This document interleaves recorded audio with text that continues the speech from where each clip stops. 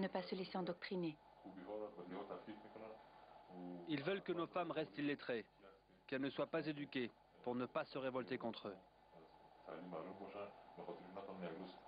Le danger pour nous est grand. Pas seulement pour moi, mais pour nous tous, et aussi pour les 26 écoles que je dirige. S'ils nous arrêtent, ils nous mettront en prison. Ils nous tortureront et nous battront à mort.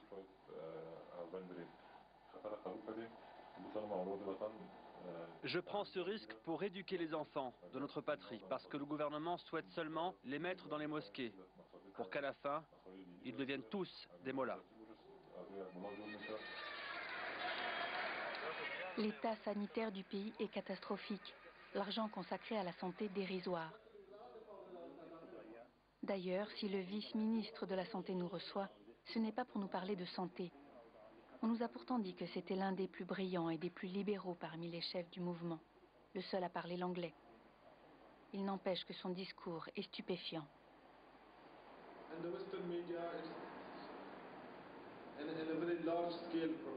Dans les médias occidentaux, il y a de fortes campagnes de propagande dirigées contre nous. Premièrement, il est dit que les femmes ne peuvent pas bénéficier de soins médicaux. Ensuite, il est dit que les médecins hommes n'ont pas le droit de les examiner. Mais c'est faux. Je vous ferai remarquer que nous sommes quand même des êtres humains et que tout ce qui concerne notre vie nous regarde. C'est à chacun de nous de décider de notre manière de vivre. Si je veux porter la chemise afghane avec un pantalon dessous, porter ou non la cravate, avoir ou non une barbe, c'est mon choix, ma vie privée. Tous ces traits distinctifs font partie de la religion. Et il est de la responsabilité du gouvernement de les imposer, de les faire suivre. Vous voyez, toutes ces règles religieuses sont faites pour diriger la société, dans le but de mieux la contrôler. Celui qui viole ces règles doit être arrêté par la police et mis en prison.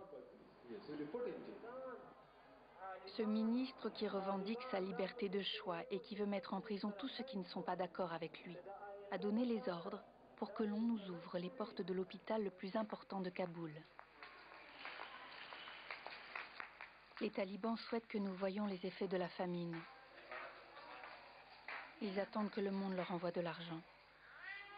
D'après l'Organisation mondiale de la santé, la mortalité infantile est la plus élevée du monde.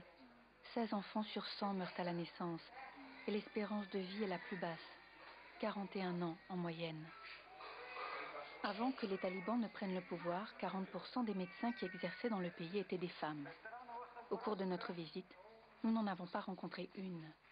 Dans le plus grand hôpital du pays, nous n'avons vu qu'une infirmière et un médecin. Et pour se faire soigner, surtout lorsqu'on est femme, il vaut mieux aller ailleurs.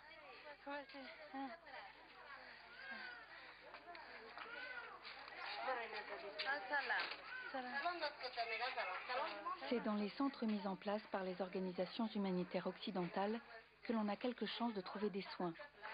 Beaucoup de ces ONG ont recruté les femmes médecins afghanes. Ici, on ose braver les interdits des mollahs. On parle même de contraception. Est-ce que son mari est au courant pour la contraception? Oui, bien sûr. Est-ce que ton mari est d'accord pour la contraception? Oui, mon mari a accepté. Sans son accord, je ne pourrais pas. Un jour, un représentant des talibans est venu et a demandé « Pourquoi avez-vous prescrit un contraceptif? Ce n'est pas conforme à la religion, vous n'avez pas le droit. » Le docteur lui a expliqué que la patiente avait une autorisation écrite de son mari.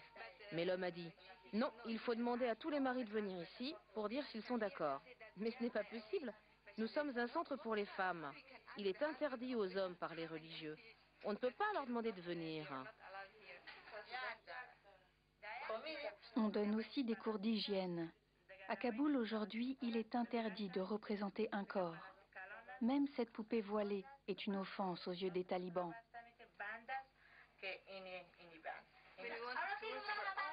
Pour toutes les opérations chirurgicales, il faut avoir l'autorisation du mollah. Mais il n'est pas médecin. Par exemple, pour une patiente sur qui l'on doit pratiquer en urgence une césarienne ou tout autre cas urgent, si le mollah n'a pas signé l'autorisation, la patiente meurt sous nos yeux. C'est très difficile. Autres destins abandonnés, les enfants des rues. Il sera 40 000 à Kaboul. La guerre a tué les pères. Il n'y a plus de revenus pour les mères et les sœurs enfermées à la maison. Dans la rue, les enfants sont mendiants, cireurs, laveurs de voitures, pour manger. Une organisation humanitaire suisse, Terre des Hommes, a créé 5 centres qui s'occupent d'eux. Ils peuvent y trouver un petit déjeuner et un repas chaque jour. Mais les animateurs de cette organisation aimeraient, en plus des aliments, donner à ces petits une image positive de l'homme. Les talibans ne sont qu'un groupe religieux de paysans illettrés. Pour eux, Kaboul représente le mal. Ils ont fait disparaître les intellectuels. Ils ont fermé toutes les écoles de la ville. Kaboul est comme un champ de bataille où ils combattent les valeurs occidentales. C'est à Kaboul, en effet, que les talibans ont concentré le plus de haine contre les valeurs humanistes. Ici, même le mot musique n'a plus de sens. Est-ce que tu écoutes de la musique? Quoi? À la maison? Dans ta maison? Dans ta maison, la musique n'est pas interdite? La musique? Oui, la musique. La musique, tu n'en écoutes jamais? Non, non.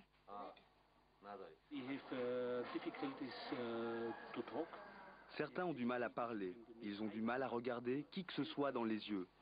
Ils ont si peu d'estime d'eux-mêmes qu'ils ne peuvent regarder personne.